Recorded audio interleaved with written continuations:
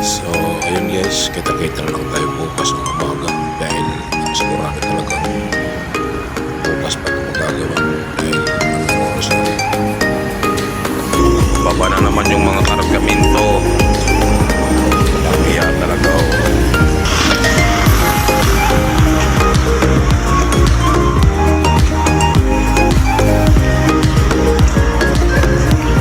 Siraan na naman kami guys, pangalawang ano na to pagkasira.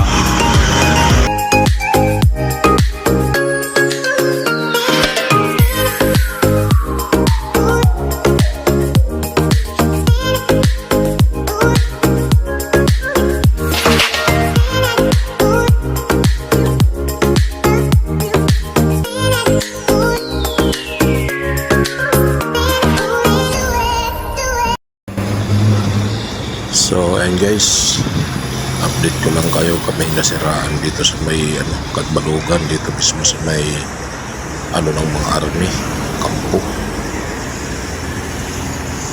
Ayan ang aming bus at saka ayan ang mga kasamaan namin sa bus.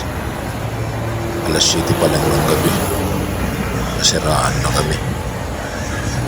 Siguro abutin na kami dito ng umaga kasi walang mekaniko at di pa alam ng driver kung anong sira dahil itong gulong ito mabingi.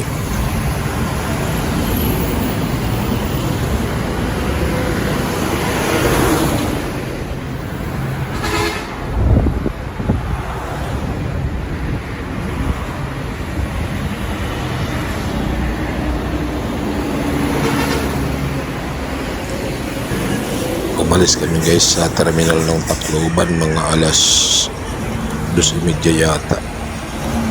Alas 2:30 yun, hindi dapat itong sasakyan naming bus, kaso lang na parang na-hypnotize kami ng mga nagtatawag doon ng mga pasahero. Dapat sa ibang bus kami sasakay. Ang sabi pa may CR daw, pero nung nandun na kami sa bus, wala na di naman namin makuha na yung bayad namin kasi nandito na sa amin ang ticket. Kaya yun, sumakay na lang kami, kaya ito na ngayon ang nangyari sa atin. Hindi pa namin alam kung anong oras kami nito makakaalis. Sigurado talaga itong bukas na naman kami nito, bukas pa kasi wala pang mekaniko at saka walang dumadaan na rescue.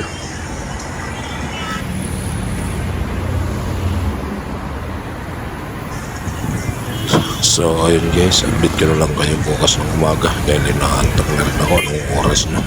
Maghahanap pa ako ng tutulugan dito. Hindi naman kasi pwede dito sa loob ng bus kasi napakainit. Ayan lang mga kasamahan ko.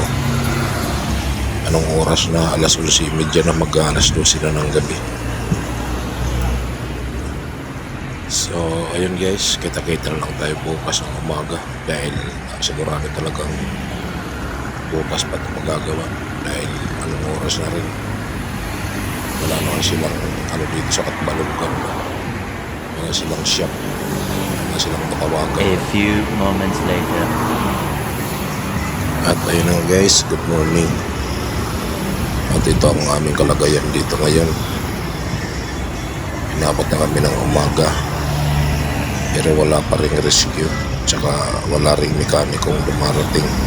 Hindi namin alam sa driver kung anong diskarte nito. Ayan, kawawa naman ng mga kasamahan ko. Andito pa rin kami sa tapat ng kampo ng mga sundalo. May muna tayo dito. Hindi pa tapos yung tapos gawin. Oo. Di narupan. Dito pa kagabi. Alas 7. Alas 7 pa lang kagabi, nasiraan na kami. Ay, yung bus pala. Gago! Mga nino yan. Ano natin?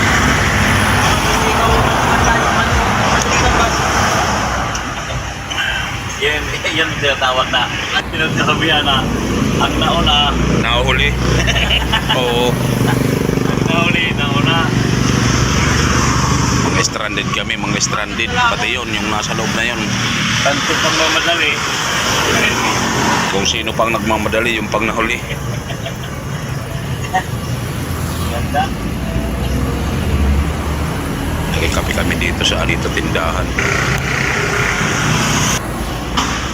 Sa wakas guys, natapos na din. Andun na, kinakarga na yung mga ano namin, mga dala-dala.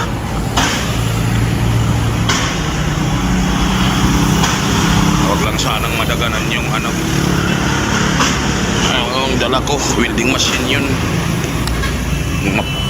Mabibigat pa naman yung ano, obi.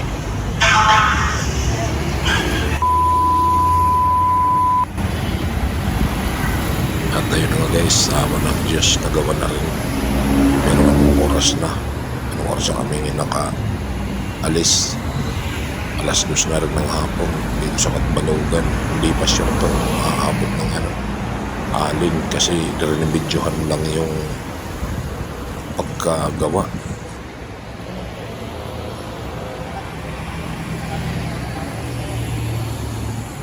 A few moments later.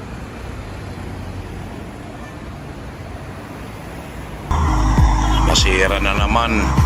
Pangalawang sira na to. Andito pa kami sa walang mga kabahay-bahay. Grabe. Baba na naman yung mga kargaminto. Kaya talaga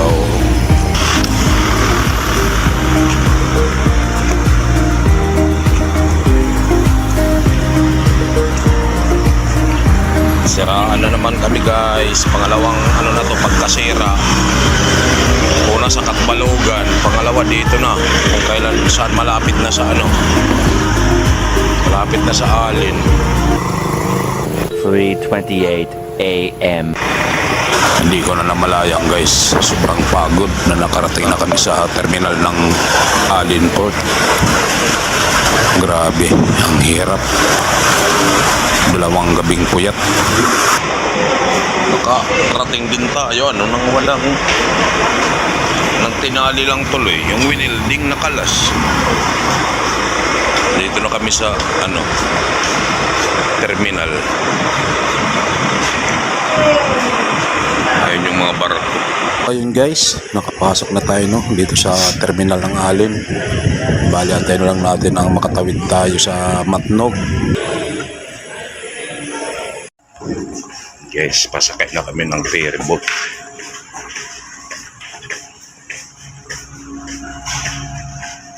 Tatawid na kami. Ayan ang ferry boat.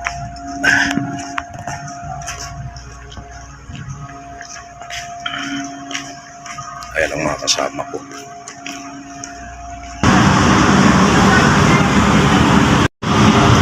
Ayun guys, andito na tayo sa loob ng ferry boat. Maya-maya unti aalis na rin to. Tatawid na tayo ng ano, Bicol. Pamatnog na tayo guys, pamatnog. Sana hindi na magka-trouble ulit yung sinasakyan naming bus. Grabe talaga ang nangyari sa amin sa biyahe namin na to.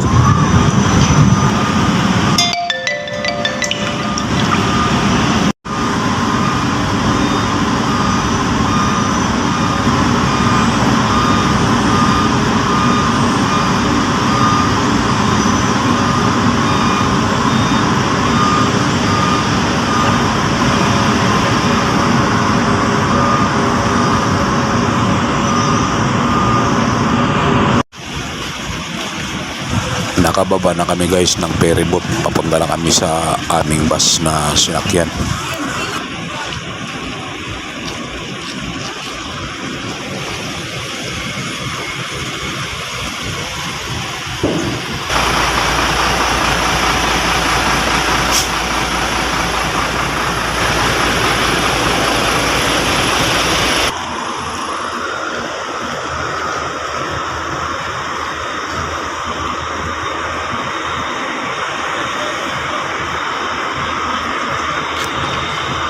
Three 3:28 a.m.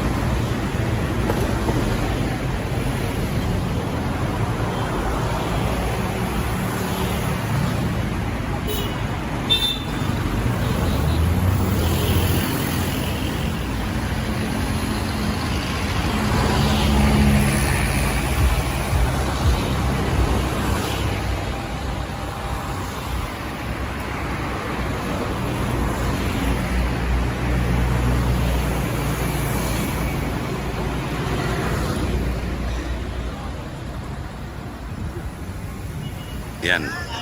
Ayan ang mga gamit namin.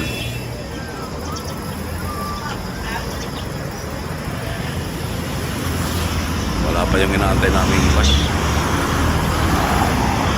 Ang oras na, ang sabi alas 4. Anong oras na ngayon? Wala pa rin. Buti kung may mga pera kami. Wala na kaming mga pera.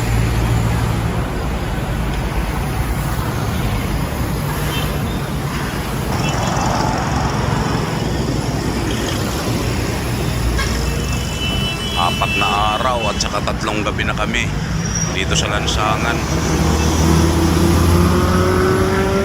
Diyos ko. Buti kayo, te, may pera pa kayo, te.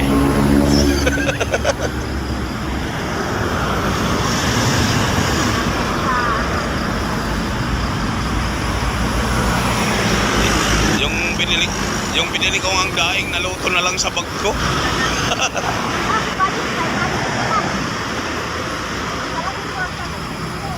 Kawawa.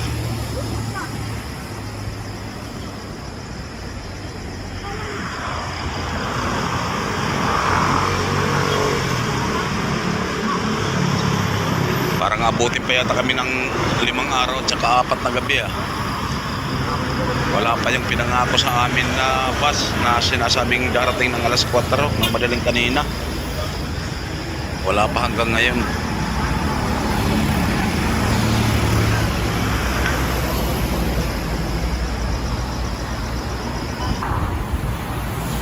Wala nang nangyari.